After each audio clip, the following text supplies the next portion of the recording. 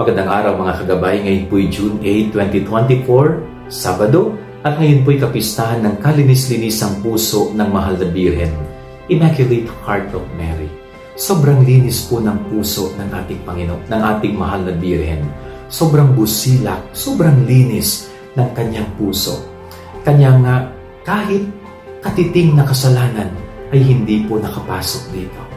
Kahit katiting na kasalanan ay hindi nabahiran ang kanyang kalinis-linisang puso. Yan po yung hilingin natin sa ating buhay. Mabahiran din ng kalinisan, katulad ng kalinisan ng puso ng Mahal na Birhen. Upang sa ganon, pag malinis ang ating puso, magiging malinis din ang ating buhay. Magiging malinis din ang ating pakikitungo sa ating kapwa-tao. Yan ang ating gabay-aral ngayong maghapon. God bless po sa inyo lahat. Pagpalain kayo ng Panginoon.